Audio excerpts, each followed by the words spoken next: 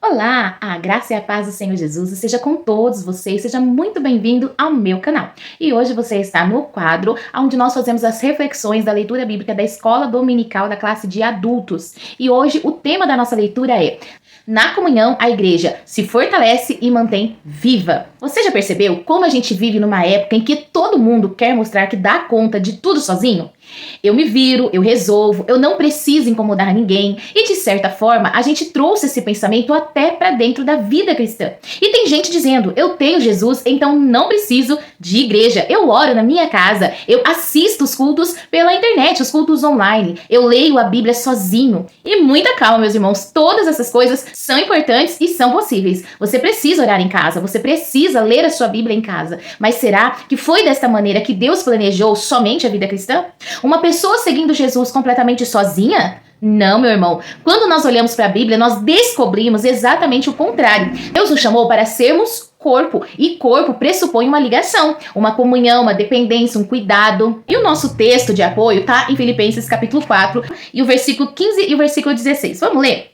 E bem sabeis também vós, ó Filipenses, que no princípio do evangelho, quando parti da Macedônia, nenhuma igreja comunicou comigo com respeito a dar e a receber, senão vós somente, porque também uma e outra vez me mandaste necessária a Tessalônica.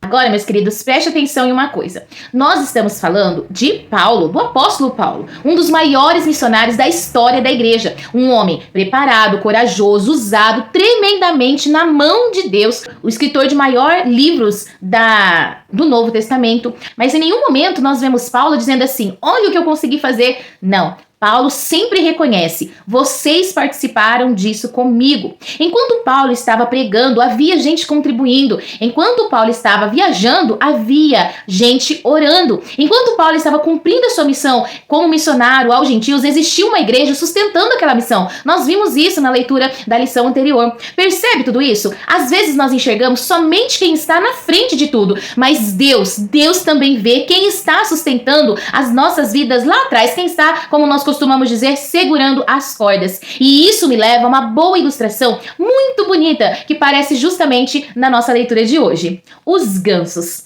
Você já viu aqueles gansos migratórios voando, formando um V no céu? Talvez você já tenha visto, até em filme ou em algum documentário sobre animais, mas existe uma razão para eles fazerem aquilo. Eles poderiam voar sozinhos, mas normalmente viajam em grupo. E aquele formato em V ajuda o grupo durante o voo. Você sabia disso? O ganso que está na frente, ele enfrenta a maior resistência do ar e facilita o deslocamento dos que vêm atrás. Só que, obviamente, aquele que está na frente vai se cansar em determinado momento. E aí você sabe o que acontece? Um outro assume a sua posição. E o que estava à frente recua, recupera suas forças e o grupo continua. Agora, meus irmãos, me diga, não parece uma imagem maravilhosa da igreja? Tem dia que eu estou na frente, tem dia que você está. Tem dia que eu estou forte e consigo dizer: meu irmão, vamos, não desista. Mas vão existir dias em que eu vou precisar ouvir isso de você, não é verdade? Tem dia em que você chega na igreja sorrindo, abraça todo mundo, conversa, mas por dentro está muito cansado. Tem dia em que a nossa fé parece estar transbordando e em outros nós chegamos quase na reserva. E é exatamente aí que nós entendemos porque Deus não nos colocou para caminhar sozinhos. Porque quando eu estou cansado, talvez você esteja forte. E amanhã, quando você estiver cansado, talvez seja a minha vez de caminhar ao seu lado. E isso é igreja, isso é comunhão, isso é corpo de Cristo. Paulo diz lá em Gálatas capítulo 6, versículo 2: levai as cargas um dos outros e assim cumprireis a lei de Cristo. Olha que interessante, meus amigos, existem cargas que eu preciso carregar, mas existem cargas que Deus nunca esperou que eu carregasse sozinho. Talvez alguém esteja me ouvindo agora e esteja justamente assim, cansado, sobrecarregado, tentando provar para todo mundo que está tudo bem. Meu irmão, minha irmã, você não precisa ser o ganso da frente todos os dias. Às vezes você também precisa permitir alguém caminhando na frente enquanto você recupera as forças. E isso não é falta de espiritualidade, isso é comunhão. E tem algo ainda mais profundo. A comunhão da igreja não nasceu de uma estratégia humana, meus queridos. Jesus orou por ela. Em João, capítulo 17, naquela oração conhecida como oração sacerdotal, Jesus vai dizer assim: para que todos sejam um. E depois ele acrescenta: para que o mundo creia que tu me enviaste. Você percebe isso? Jesus está ligando a unidade da igreja ao testemunho da igreja.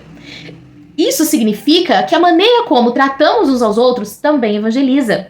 Às vezes pensamos que evangelizar é apenas pegar o microfone e pregar. Claro que isso também é evangelização. Ou entregar folhetos de casa em casa, de pessoa a pessoa. Mas quando uma igreja aprende a amar, ela também está pregando.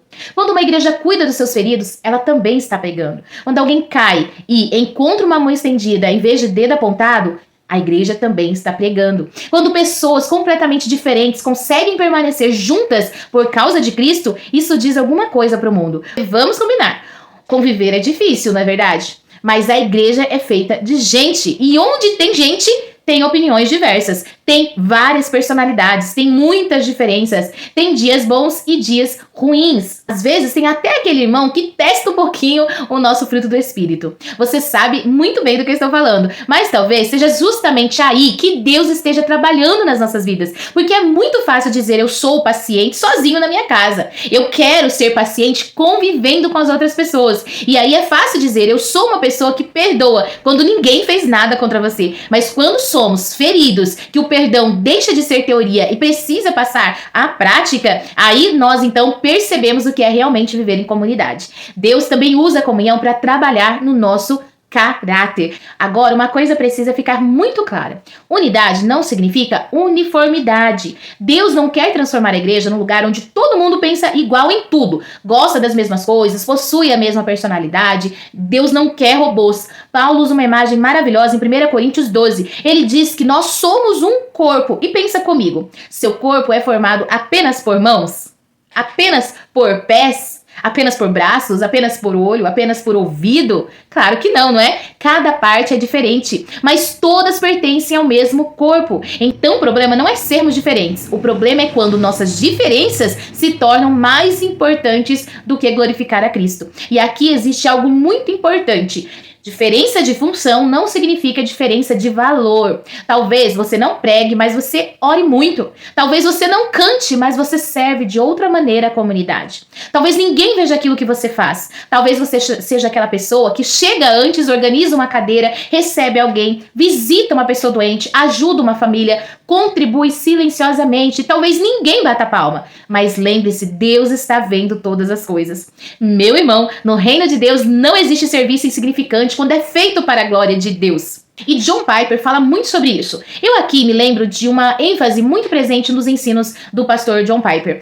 Ele trabalha bastante essa ideia de que a perseverança cristã não acontece numa espécie de individualismo espiritual. Nós precisamos de irmãos que nos ajudem a continuar encontrando a nossa alegria e satisfação em Deus. E isso combina perfeitamente com o que está escrito aos Hebreus capítulo 3, versículo 13.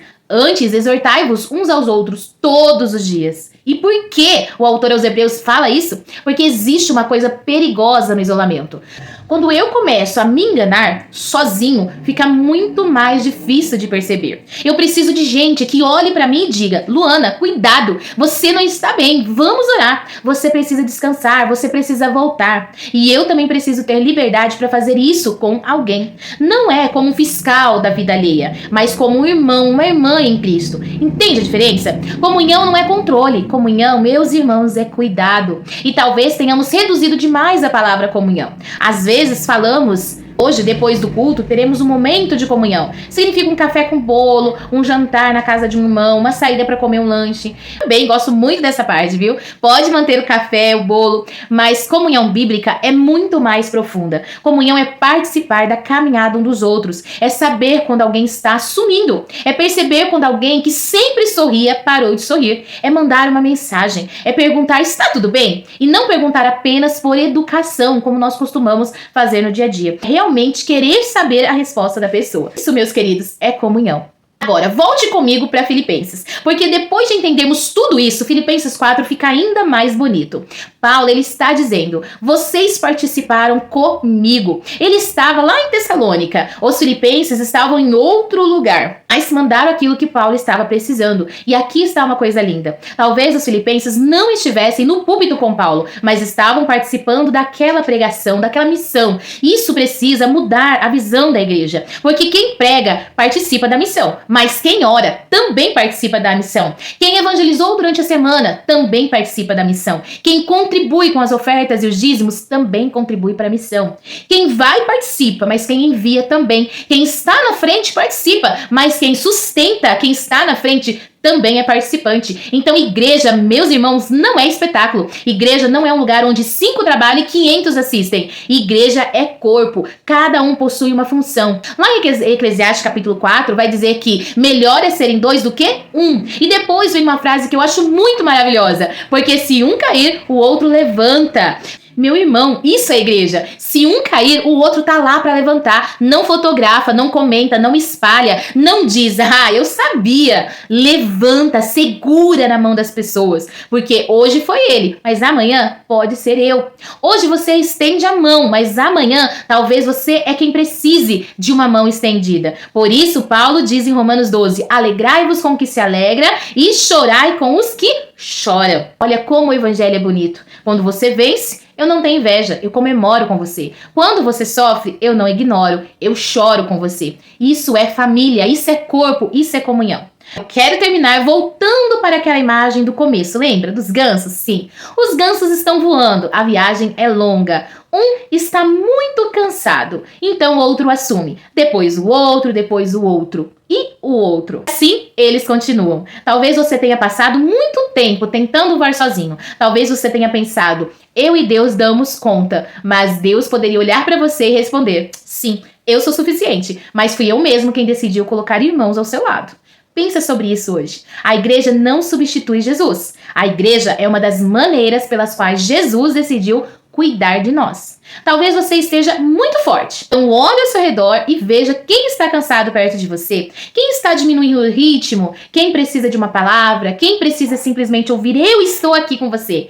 Talvez seja você quem esteja cansado. Então, meu irmão, minha irmã, não tenha vergonha de sair um pouco da frente. Permita que alguém ore por você. Permita que alguém lhe ajude. Permita que alguém carregue um pedaço dessa carga. Porque daqui a pouco você recupera as forças e volta a voar na frente. E quando o outro cansar, talvez seja você quem assumirá a frente novamente. É assim que o corpo funciona. É assim que a igreja permanece viva. Porque vamos lembrar que quem é a cabeça, que governa tudo isso é Cristo. Então é isso, nós vamos vencer porque temos Cristo como a nossa cabeça. E eu quero deixar aqui uma pergunta para você pensar durante o dia. Quem são as pessoas que estão voando ao seu lado na caminhada cristã?